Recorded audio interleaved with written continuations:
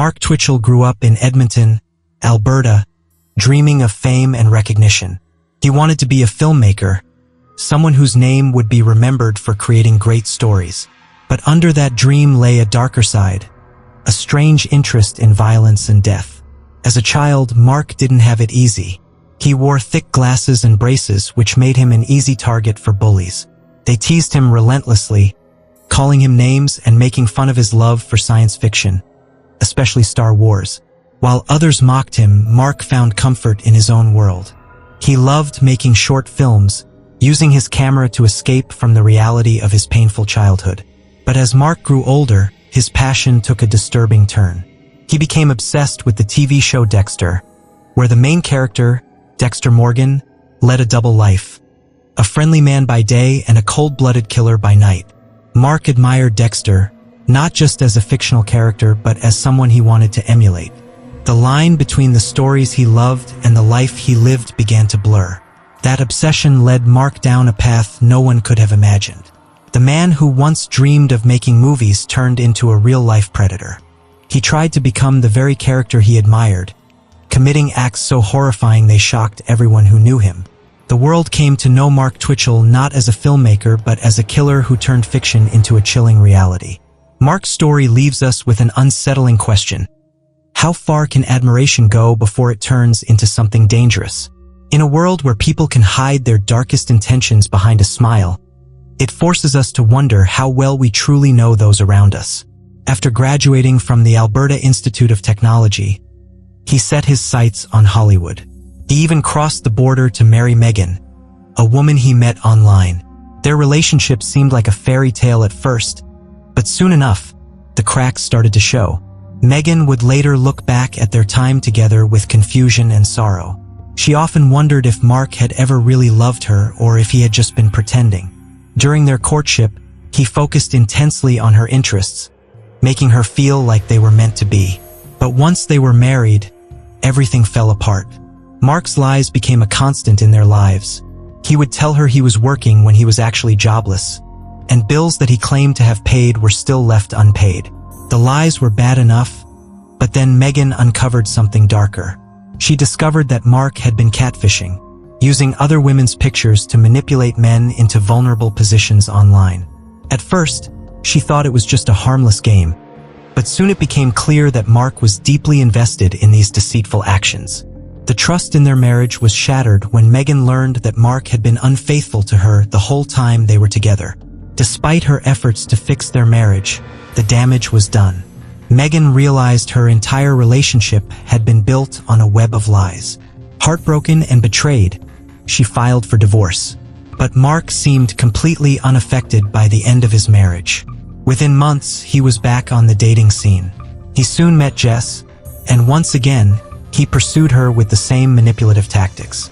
He mirrored her interests and desires, just as he had done with Megan. Within a year, they were married.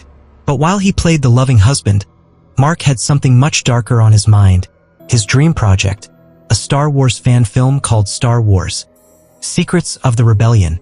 Obsessed with this film, Mark launched a website to document his progress and started a company called Express Entertainment, which he claimed was for event planning. But as his ambition grew, the company transformed into a production studio.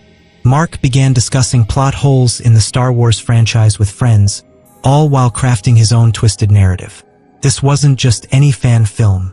Star Wars: Secrets of the Rebellion was Mark Twitchell's ambitious project, a high-budget indie film meant to capture the magic of George Lucas's universe. With epic battles and a plot filled with classic Star Wars elements, it promised to thrill fans and stand out as a unique homage to the original saga. But behind the scenes, Mark's hunger for recognition was clear. He made sure his name was front and center, determined to be remembered. Mark worked tirelessly, promoting his film across various Star Wars fan sites, boasting that it was the first fan film to strictly follow the canon of the original series. Fans buzzed with excitement as the project grew, with Mark even securing a cameo from Jeremy Bulloch, the actor who played Boba Fett. Their collaboration was quick, marked by Mark's professionalism, but trouble was brewing. As production continued, Mark grew frustrated. accusing George Lucas and his team of stealing character designs from his film for their game Star Wars. Empire at War. In a fit of anger, Mark changed his website's welcome page, publicly calling out Lucas, convinced that the legendary filmmaker was watching him closely. Despite pouring 2 years and $60,000 into Secrets of the Rebellion, much of it funded by unsuspecting investors, the film never saw the light of day. Rumors swirled that it was stuck in post-production, a sad reminder of Mark's inability to bring his ambitious vision to fruition. While working on his Star Wars project, Mark also started on a buddy comedy called Day Players, about 2 extras trying to make it in Hollywood. However, this project lacked the passion and resources of his previous one and quickly faded into obscurity. In 2008, a new chapter began for Mark when Jess gave birth to their daughter. At first, Jess was supportive of Mark's filmmaking dreams, believing that fatherhood would motivate him to focus on providing for their growing family. But as Mark continued to chase his elusive Hollywood ambitions, it became clear that his obsession with filmmaking overshadowed everything else. Soon after their child was born, he lost his job, a blow that would unravel the fragile foundation of his life. As Mark spiraled deeper into his fantasies of fame and success, the boundary between reality and fiction began to blur in frightening ways. His dreams of stardom started to merge with his darker impulses, pulling him down a dangerous path. The line between his cinematic aspirations and his twisted desires grew thinner by the day, setting the stage for a horrifying outcome. Little did anyone know, beneath Mark's ambitions to be a star, a chilling truth was taking shape, one that would cement his place as one of cinema's most infamous and terrifying figures.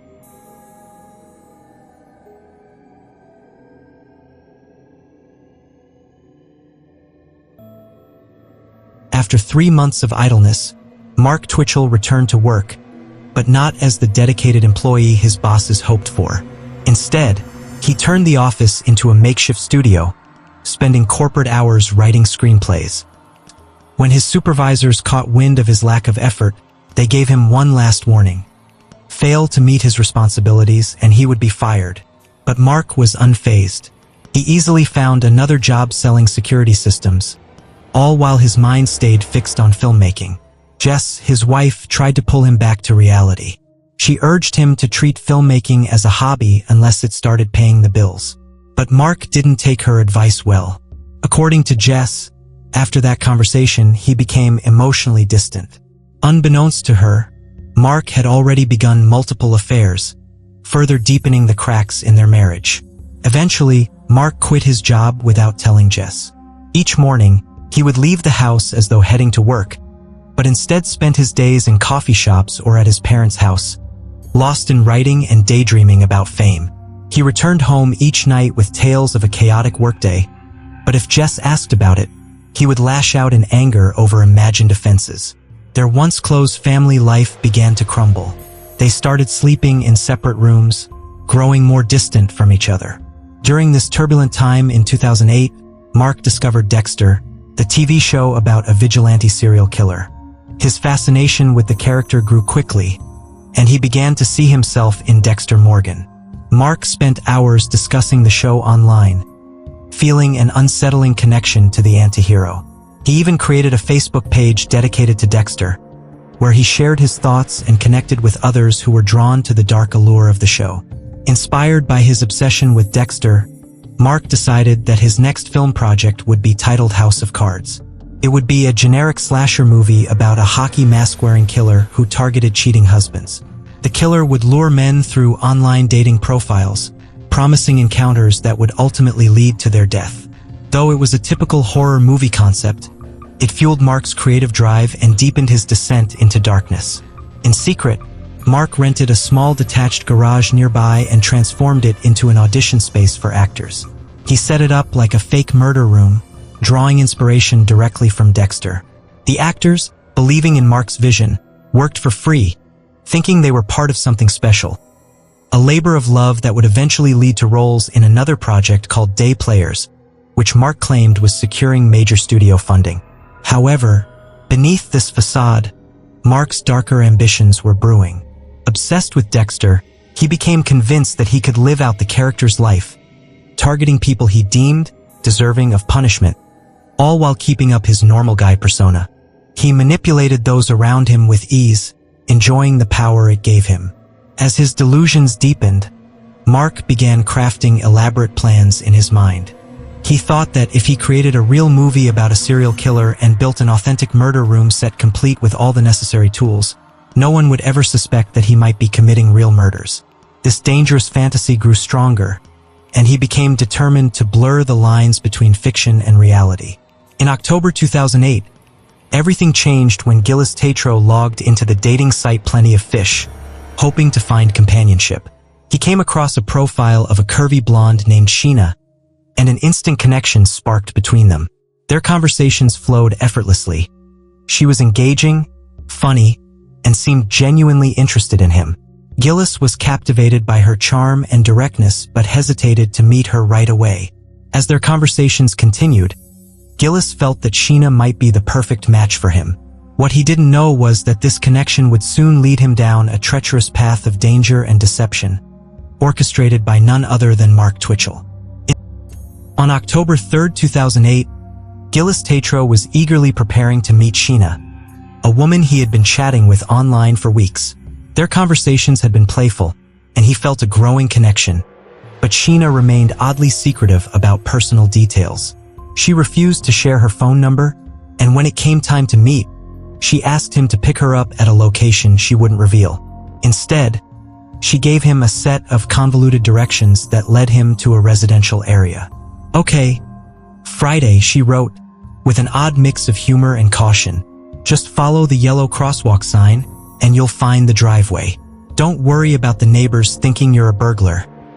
Everyone knows there's nothing valuable in there except for my car."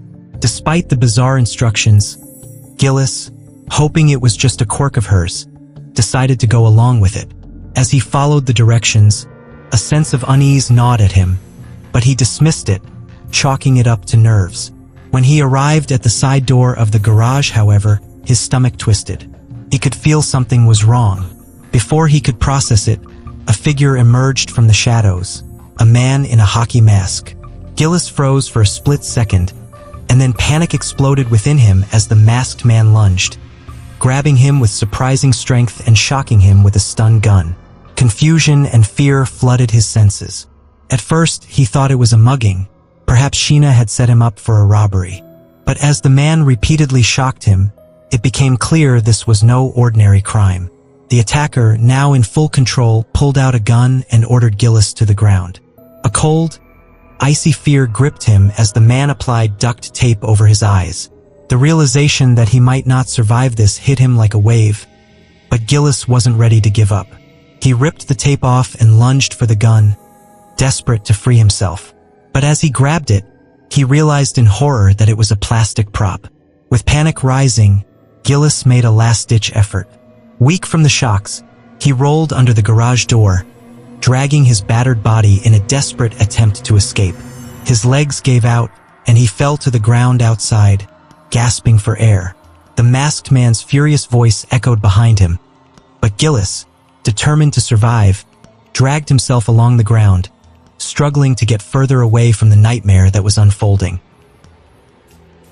Gillis, shaken to his core but driven by sheer will to survive, stumbled across the street in search of help. His legs were weak, but the thought of escape pushed him forward. He spotted a couple walking nearby and rushed toward them, desperate to explain what had just happened. "I was attacked. A man in a hockey mask. He tried to kill me," he gasped, his voice trembling. But before the couple could fully process his frantic words, the masked man reappeared, calm and unbothered. With a dismissive wave, he casually shrugged off the attack. "Nothing to worry about," he said, almost as if it was a harmless prank gone wrong. Then, as easily as he had appeared, he retreated back into the garage, the very place where he had tried to murder Gillis only moments before. Gillis stood frozen in disbelief, his mind struggling to comprehend what was happening. The garage door loomed in front of him, and all he could see were the legs of his attacker pacing beneath it, as though nothing had transpired. A deep, gnawing humiliation crept into his chest. How had he fallen for this? How had he been duped into thinking he was meeting someone who cared, only to end up as the victim of a cruel and calculated trap. The overwhelming realization began to sink in. He had been manipulated. The strange, convoluted directions, the secrecy, the false promises. It was all part of a deadly game. His mind replayed the events, the feelings of confusion and fear. He had been lured in by the illusion of a connection, only to narrowly escape death at the hands of someone who had meticulously planned his victim's every move. As time passed, the shame of it all started to take root. Had he really been so gullible? How had he allowed himself to be caught in such an obvious trap? But that sense of humiliation was only the beginning. What Gillis didn't yet know was that his close call was just the first step in a much darker, far more dangerous plan. Mark Twitchell, whose obsession with creating his own twisted version of reality had already ensnared him, was not finished. He would soon set his sights on another victim, and the garage, a place where deception and horror had converged, would once again be the stage for something far more sinister. As Gillis Tatro tried to process the chaos of his near-death experience, the weight of his humiliation began to settle in. He found himself unable to talk about what had happened, fearing that others would view him as weak or naive for falling into such an obvious trap. This reaction, sadly, is all too common. Many men are conditioned to believe that admitting victimization in any form is a sign of weakness, an outdated and harmful notion that needs to change. The truth is that being preyed upon does not diminish one's character or masculinity. It is the predator, not the victim, who should be judged. Meanwhile, in the very garage where Gillis had nearly met his end, Mark Twitchell stewed in his own sense of failure. His carefully orchestrated plan had crumbled. The master manipulator had been outplayed. The victim he had intended to subdue had escaped, and the facade of control he had built for himself cracked. Mark's sense of humiliation grew as he realized how easily Gillis could have exposed him.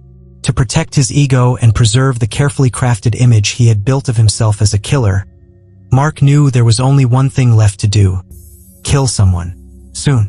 It was at this point in the story that Mark's twisted fantasy began to take shape, drawing inspiration from the very dark world he had immersed himself in, Dexter.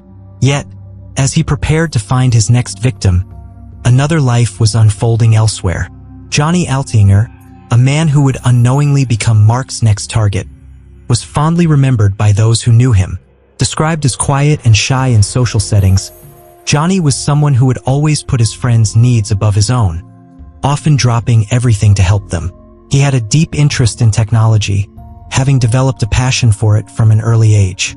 His first computer, a Commodore 64, sparked a lifelong fascination with the online world. Johnny spent countless hours engaging in online forums and role-playing groups, where many of his closest friendships began.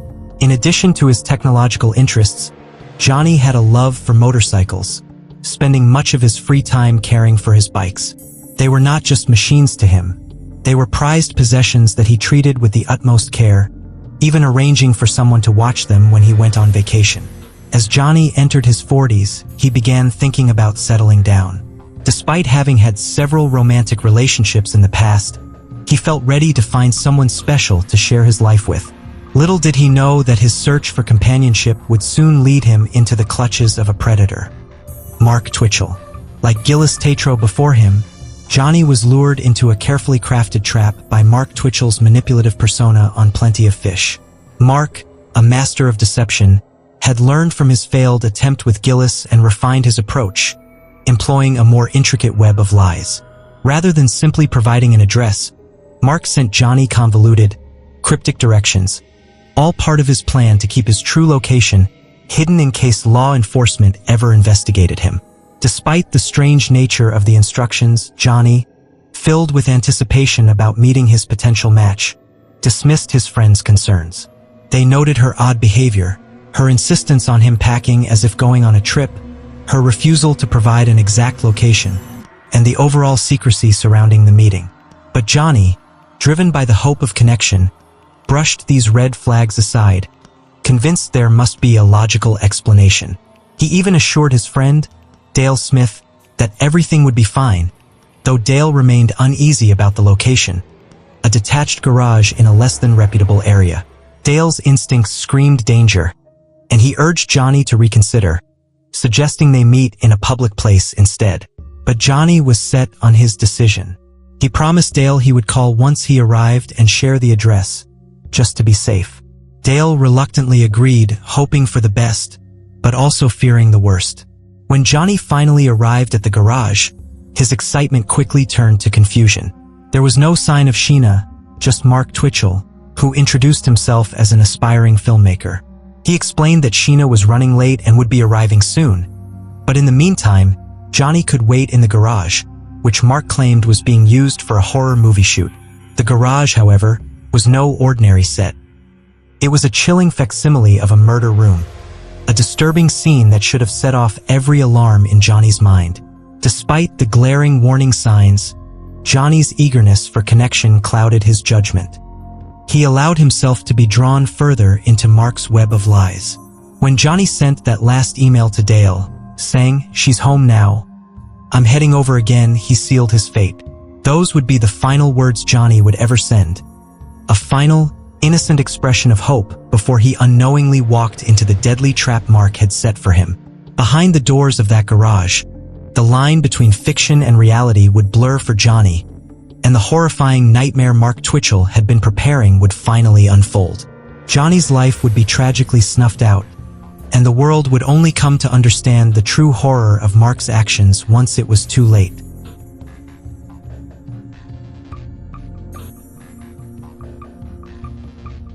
When he arrived at the garage, expecting to meet Sheena, he was instead greeted by Mark Twitchell, who wore a hockey mask, a chilling homage to Dexter Morgan. Unlike his previous attempt with Gillis, where Mark had used a stun baton, he had learned from his mistakes. He was ready to ensure that his next victim wouldn't escape. Without hesitation, Mark bludgeoned Johnny over the head with a copper pipe, followed by stabbing and dismembering him. Mark's warped fantasy of becoming like Dexter took a deadly turn that night, as he was no longer content with just killing. He wanted to do it in a way that would make him seem untouchable, like the character he so admired. To Mark, committing murder was easy. Getting away with it was the true test of his genius. After his gruesome act, he spent the next 3 days meticulously disposing of Johnny's body. But his depravity didn't end there. Mark had a plan to cover his tracks, one that involved deceiving Johnny's friends and family into thinking he had simply disappeared on a spontaneous vacation. He broke into Johnny's apartment, accessed his email, and sent out a message to Johnny's contacts, fabricating a story about meeting a woman named Jen who had whisked him away on a tropical adventure to Costa Rica. Mark believed this would prevent anyone from suspecting foul play, thinking that Johnny had just run off with someone and would return at his leisure. But Mark underestimated Johnny's friends. They knew him too well, and the email raised immediate red flags. The tone of the message was all wrong. Johnny's emails were always casual and filled with humor, even when making serious plans. This email, however, felt too formal, too distant, and the details didn't align with what they knew of Johnny's habits and preferences. Johnny hated the heat, yet he was supposedly heading to Costa Rica, a country known for its hot climate. And there was the matter of the motorcycle Johnny had left behind, exposed and uncared for, something Johnny would never have done. The suspicion only grew as they began to piece together the inconsistencies in the email. They started questioning the details, probing Mark's fabrication about Costa Rica, and wondering why Johnny had failed to mention any of this in his recent communications. Concerned, they bombarded Johnny with follow-up questions, but received no response. In desperation, Mark sent another email from Johnny's account, this time to his workplace. He claimed that Johnny had received an irresistible job offer and was resigning immediately to pursue it. "Greetings. While I've certainly enjoyed my time at Argus, I have another offer that is just too good to pass up. This is my notice that I will no longer be continuing my employment with your fine organization. Thank you for the opportunity," the email read, attempting to cement the illusion that Johnny had voluntarily dropped everything to pursue a new life. However, this email only fueled their suspicions. Johnny's friends and co-workers knew that Johnny wouldn't just up and leave without making proper arrangements. The lack of packing, the absence of any real explanation, and the neglect of his beloved motorcycle made it clear that something was terribly wrong. They knew Johnny wasn't the type to leave without notice, And soon, the truth of his disappearance would unravel. The web of lies Mark had woven began to collapse, as those who loved Johnny refused to accept the easy answer he had offered. And as they started to dig deeper, they would soon realize that Mark's plan to evade justice was far from foolproof. The hunt for Johnny Altinger would lead them straight to Mark Twitchell and the horrific crime he had committed, unraveling his twisted fantasy once and for all. After Johnny Altinger's friends shared their concerns with the police, an investigation into his disappearance began. Mark Twitchell, who had meticulously crafted a web of lies to cover his crime, quickly found himself under scrutiny. Investigators wasted no time linking him to Johnny's case when they discovered a startling pattern. The directions Johnny had received matched those sent to Gillis Tatro, the man who had narrowly escaped Mark's deadly trap just days earlier. With this critical connection, police honed in on the detached garage rented by Twitchell. Mark, confident in his ability to deceive, allowed investigators to search the property. He explained away their suspicions with what he thought was a foolproof alibi, that the garage was merely a set for his independent horror film project. He dismissed any blood they might find as movie props, claiming it was all part of his artistic vision. But the moment police entered the garage, it was clear that Mark's story didn't hold up. Blood splatter was visible across the space, even after attempts to clean it. Luminal tests revealed even more blood had been hastily scrubbed away, evidence that something far more sinister than filmmaking had taken place. The supposed movie set reeked of death, with its carefully staged tools and chilling ambience, revealing the mind of someone who had blurred the line between fantasy and reality. Mark's demeanor raised further alarms. Investigators noted how unnaturally calm and rehearsed he appeared, as though he had been anticipating their questions. His smug attitude only deepened their resolve to uncover the truth. As forensic teams scoured the garage, it became increasingly evident that Johnny Altinger had met a violent end within those walls. Despite his grandiose belief in his own genius, Mark Twitchell's facade began to crack. The mounting evidence exposed the depth of his delusions. He wasn't the infallible mastermind he fancied himself to be, but rather a deeply disturbed individual driven by obsession. His attempt to emulate Dexter Morgan, a fictional character he idolized, had ultimately led to his undoing. Mark's arrogance and fixation on creating the perfect crime unraveled before him, leaving a chilling legacy of how his fantasies turned deadly and shattered lives in their wake. As the investigation intensified, Mark Twitchell's carefully constructed facade began to collapse. When questioned about the blood found in his garage, he confidently stuck to his story, asserting it was part of his efforts to create a hyper-realistic film set. He even claimed he used real human blood for authenticity, a statement so absurd that it only deepened investigators' suspicions. Twitchell, however, believed his narrative was foolproof. Despite Johnny Altinger's suspicious disappearance after arriving at the garage, Mark smugly thought he had the police eating out of his hand. Mark's arrogance was short-lived. During a search of his car, investigators uncovered critical evidence that contradicted his claims. Johnny Altinger's blood was found in the trunk, along with a knife and sheath containing traces of his DNA. A copper pipe recovered from the garage was determined to be a weapon used in the attack, bearing blood and hair samples that matched Johnny. These discoveries painted a damning picture, one that Mark could no longer explain away. The final blow came when police seized Mark's laptop. While they expected to find evidence of his online catfishing schemes, what they uncovered was far more chilling. A 42-page document titled SK Confessions. This macabre journal detailed Mark's obsession with serial killers, particularly his idolization of Dexter Morgan. In its pages, he outlined his fantasies of becoming the world's coolest serial murderer, chronicling his crimes, methods, and motivations in horrifying detail. The document read like a twisted manifesto, a window into the mind of a man consumed by his delusions of grandeur and disregard for human life. With the blood evidence, murder weapon, and damning confession document in hand, the opening lines of SK Confessions laid bare the unsettling psyche of Mark Twitchell. This story is based on true events. The statement dripped with pride, as if he were narrating an accomplishment rather than a heinous crime. In the pages that followed, Mark described his supposed transformation into a serial killer with disturbing enthusiasm.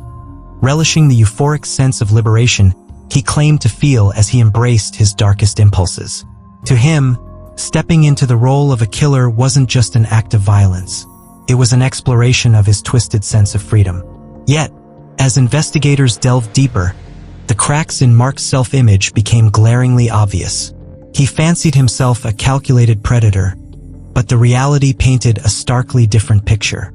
His past film projects, intended to showcase his creativity and ambition, were plagued with delays, mismanagement, and an unwillingness to accept responsibility. These failures mirrored his attempt at becoming a mastermind criminal. Mark idolized Dexter Morgan, the fictional vigilante killer renowned for his meticulous methods and unyielding discipline. However, Mark's efforts to mimic Dexter's precision fell laughably short. His so-called kill room was a disorganized mess, leaving Johnny Altinger's blood splattered across the garage, a neon sign of guilt for investigators. Where Dexter's cunning kept him steps ahead of his pursuers, Mark's arrogance left him tripping over his own mistakes, blind to the trail of evidence he left behind. As the police reconstructed the grim puzzle of Johnny Altinger's murder, Mark's delusions of grandeur unraveled completely. The brutal reality was undeniable.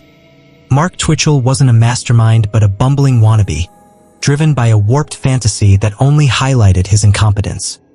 His inability to distinguish fiction from reality had led him down a path of destruction, not to infamy or admiration.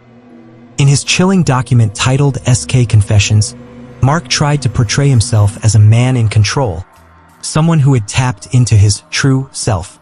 He boasted about his plans to commit murder without leaving a trace. Yet, his so-called foolproof methods failed spectacularly, leading to his capture shortly after Johnny's death. Even his choice of victims revealed his hypocrisy. Mark fantasized about punishing married men looking for affairs, pretending he was carrying out some form of twisted justice. But this moral stance was laughable. Mark himself had been unfaithful to his wife. He wanted to believe he was like Dexter, targeting only those who deserved it. But his lack of planning and execution exposed the truth. As investigators delved deeper into his writings, a stark truth emerged. Mark's attempts to craft an identity as a cunning serial killer revealed not a mastermind, but a fragile psyche grasping for importance. He wasn't the cool and calculated figure he wanted the world to see. He was a man unraveling under the weight of his delusions. In his writings, he laid out a cold logic to avoid detection, believing that victims who wouldn't be immediately missed were the key to evading suspicion. To him, the only way to succeed was to erase all traces of a victim's existence, ensuring that no one would know they were gone. "Oh yes, my friend," he wrote with unsettling confidence, "I am in this for profit." For Mark, murder was not just about fulfilling a dark desire but also a calculated investment. He likened it to his past success in crafting elaborate Halloween costumes, projects that won him accolades and significant cash prizes. Murder, in his warped view, was just another venture where the effort would pay off. Mark's preparation began with finding the perfect location for his crimes. Storage units were briefly considered but quickly dismissed due to surveillance cameras and logistical challenges. Instead, he settled on a secluded double-detached garage in a quiet part of the city. The garage, tucked behind overgrown grass and inhabited by tenants with limited English proficiency, felt ideal to Mark. He wasted no time modifying it to suit his dark purposes. Address plaques were removed, windows sealed with duct tape, and locks replaced, all to ensure absolute privacy. His shopping list revealed his chilling attention to detail. Mark visited various stores, paying cash to avoid leaving a trail. He acquired a hockey mask that he altered for dramatic effect, a dark green hoodie to obscure his appearance, and disposable overalls to handle the expected mess. His purchases also included a hunter's game processing kit, grotesquely chosen for its efficiency in dismembering bodies, and an 8-inch hunting knife for what he chillingly described as a quick and painless death for his victims. "I'm not a torture guy," he wrote casually, dismissing the idea of prolonged suffering. For him, screams were merely a logistical inconvenience to be avoided. To ensure control over his victims, He added a stun baton and a realistic airsoft pistol to his arsenal, tools meant to intimidate and incapacitate without unnecessary struggle. Rolls of plastic. The heart of his setup stood a custom-built table, reinforced with stainless steel and edged with angle iron for durability. A sinister-looking chair, welded into place, accompanied the table, completing his twisted vision. Nearby, a 45-gallon steel drum awaited its gruesome purpose, to house dismembered body parts before they were incinerated. Every detail was executed with chilling precision, as Mark worked to create a plastic-lined bubble that would contain the carnage he planned to unleash. In his mind, no step was too small in ensuring his plan's success. He installed an IP address blocker to maintain his anonymity online, creating an added layer of security. Using fake email addresses and fabricated dating profiles, Mark carefully constructed his digital persona. He scoured online platforms, copying images of women to serve as the faces of his deceptive identities. Each profile was crafted to appeal to specific victims, with new email addresses created for every potential target. Once his plans were carried out, he intended to erase every trace of his activity, believing he could vanish without leaving a clue. Mark's criteria for selecting his victims were as calculated as his preparations. He sifted through replies from unsuspecting individuals, narrowing his choices based on factors like age, living situation, and perceived vulnerability. Avoiding anyone who might pose a threat, such as a skilled martial artist or someone with close family ties, he aimed to target those he deemed less likely to fight back or draw attention to his actions. His first target was Frank, a single man in his late 30s who lived alone and seemed an easy mark. Mark's deceitful charm came through an enticing profile featuring photos of a blonde woman he had selected. He lured Frank by fabricating a story about parking troubles and broken gates, instructing him to enter through the garage door for a supposed meeting at the back of the house. As the fateful day arrived, Mark prepared himself for the moment he had fantasized about. Donning a dark hoodie with the hood pulled low, he slipped into his specially modified mask, designed to conceal his identity while shielding him from any splatter. A hunting knife hung securely at his side, and leather gloves covered his hands, completing the ensemble of a man ready for murder. He moved into position, hiding in the shadows of the garage, anticipation coursing through him. The kill room. When Frank's car pulled into the driveway, Mark felt a surge of adrenaline mixed with nervous anticipation. The moment had arrived. Locking the front door, he took his place near a curtain, knife at the ready, waiting for Frank to step into his carefully constructed nightmare. As Frank's footsteps grew louder, drawing nearer to the door, Mark's pulse quickened. The moment he had so carefully orchestrated was about to unfold, and his nerves thrummed with anticipation. His plan was simple but brutal. Disable Frank with the stun baton, which unleashed a menacing 800,000 volts, far stronger than a typical police taser, and then apply a sleeper hold to render him unconscious. Mark believed this would be quick and efficient, a flawless execution of his dark fantasy. As Frank's hand grasped the door handle, Mark's focus sharpened, the weight of the moment pressing in on him. He steeled himself for what was to come, knowing that this would be the turning point in his life. With 2 swift steps, he approached Frank, who was completely unaware of the nightmare awaiting him.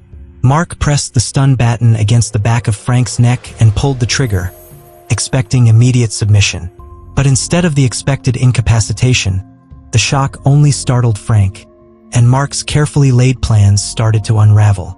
The element of surprise had been lost, and Frank's panic-driven struggle put Mark at a disadvantage. Mark, towering over Frank, was surprised by the strength and willpower of his victim. Frank's confusion, expecting to meet a woman, not a masked assailant, worked in Mark's favor for a brief moment.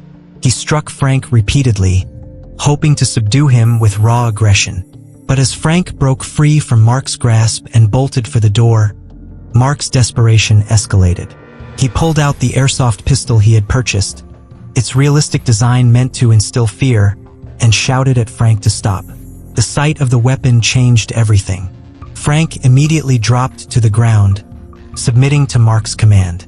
But even in that moment, Mark's shaky composure betrayed him. As he removed his gloves and tore off a strip of duct tape to blindfold Frank, the victim pleaded with him, his voice full of fear and desperation. Mark's mind raced, realizing his fatal mistake. Underestimating the stun baton had been his downfall. He should have knocked Frank out while he had the chance, but his obsession with control and terrorizing his victim clouded his judgment. Now it was too late to regain the upper hand. In an unexpected twist, Frank ripped the duct tape from his eyes and pushed himself up to his feet. When Mark raised the gun again, Frank seized it, gripping it with a strength Mark hadn't anticipated. They struggled for control, and Mark, in a panicked response, headbutt Frank in a desperate attempt to overpower him. But Frank was not done yet. With an adrenaline-fueled burst of energy, he broke free from Mark's grasp, bolting for the door and into the night. Mark, enraged, pursued him blindly, grabbing at Frank's legs in a frantic attempt to drag him back into the garage. But Frank's survival instincts won out, and they grappled on the ground. A brief moment of terror and confusion between the two men. As Frank nearly ripped off Mark's mask, Mark felt a surge of fear, but in a final burst of desperation, he broke free and watched Frank scramble towards safety. As Frank made his escape, a couple strolling nearby witnessed the chaotic scene. They stood frozen, confused by the masked man chasing after Frank. But Mark, realizing he was exposed, quickly retreated into the shadows, vanishing from their sight. The chilling connection between him and the couple lingered for a moment, their bewildered gazes meeting through his mask, before Mark disappeared into the darkness of his own nightmare. In the aftermath of the failed attempt on Frank's life, a strange calm washed over Mark. As Frank fled into the night, leaving behind only confusion and terror, Mark felt a surge of twisted relief. Something in Frank's desperate plea, his promise not to report the incident if Mark let him go, seemed to awaken a darker instinct within him. Mark believed that Frank, now terrified and ashamed, would keep silent. He thought he had done enough to scare him into submission. With a sense of eerie satisfaction, Mark quickly began gathering his equipment. He stuffed his mask, gloves, and stun baton into a bag along with anything else that could tie him to the scene. He meticulously wiped down the area, erasing any trace of his presence, and left no evidence behind. Then, feeling strangely in control despite the chaos, he turned to his computer and drafted a final message for Frank. Through their online dating profile, Mark sent a chilling email, claiming to have traced Frank's IP address. He warned Frank that if he dared to report him, Mark would hunt him down, saying he would finish what he had started when Frank least expected it. Mark even boasted about having cased the garage, ominously adding that it wasn't even his property. In a sickening display of bravado, he signed off the message with a claim that Frank was victim number 18 on his supposed killing spree. Satisfied with the final blow, Mark packed up the rest of his equipment and headed out of the garage. He walked to his car, feeling a surge of accomplishment despite the failure of his initial plan. As he drove through the city, heading home to his wife and child, doubt crept in. Was Frank truly going to keep silent? Would he contact the police, despite everything? But even in the face of those doubts, Mark felt an unsettling sense of invincibility. He believed that even if Frank did call the authorities, nothing would happen to him. His sense of control over life and death, his delusion of being untouchable, was stronger than ever. As days passed without incident, Mark began to feel a twisted sense of relief. His life, for now, seemed unaffected by the chaos he had unleashed. He spent time with his 8-month-old daughter while his wife ran errands, enjoying the illusion of normalcy. But even as he held his daughter in his arms, dread lingered like a shadow at the edge of his consciousness. When night fell again, Mark's nerves were frayed, but once more nothing came. No police, no calls, no investigation. Finally, after days of constant anxiety, he allowed himself to believe that he had escaped unscathed. It was a close call, but he had outsmarted them for now. As he lay in bed that night, he reflected on how lucky he had been, but deep down, he feared that if the police ever caught wind of what he truly was, his dark intentions, his fantasy of being a serial killer, It would not only destroy his twisted ambitions but also his marriage. Mark Twitchell's failed attempt at murder had a profound effect on him, forcing him to reassess his methods and motivations. Initially, he had fantasized about keeping his victims alive, extracting information like passwords and PIN codes to feed his delusions of power and control. But now, a new priority had emerged, ensuring he wouldn't get caught. The close call with Frank made him realize that luck had played a significant role in his survival, and that wouldn't happen again. In an attempt to correct his earlier mistake, Mark decided to up the brutality of his attacks.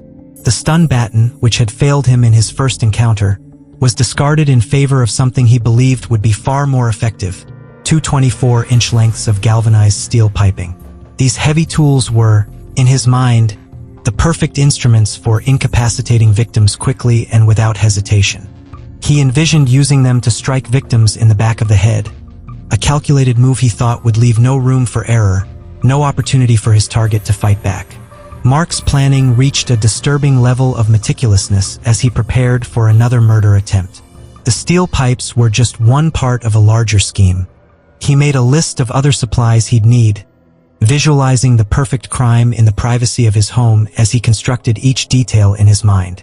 This time, he was determined not to fail, convinced that his new strategy would work. But beneath the calculated exterior of his preparations, there was an unsettling truth Mark refused to confront.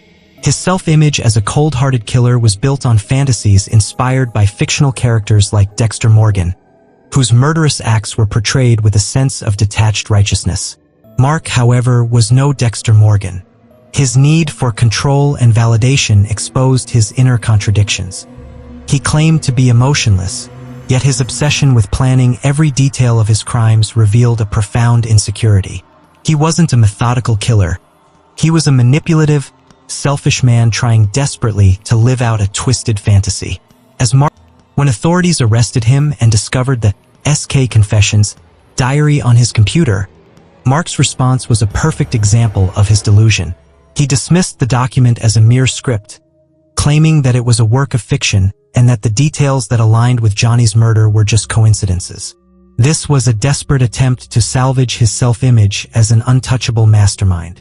As the investigation progressed, police released details about Johnny's murder to the public, hoping for information from anyone who might know something.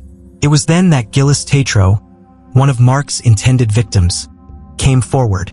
His account of how he was lured to the garage and attacked by Mark matched the details in the SK Confessions, effectively confirming Mark's role as the perpetrator. This testimony, along with the other damning evidence, left Mark with little room to maintain his facade of innocence. With the walls closing in, Mark shifted his defense. He admitted to killing Johnny, but claimed it was an act of self-defense, a story that made no sense in light of the evidence. While awaiting trial, he corresponded with Steve Lullian, a journalist following his case. Even in prison, Mark's self-perception as a misunderstood genius remained intact.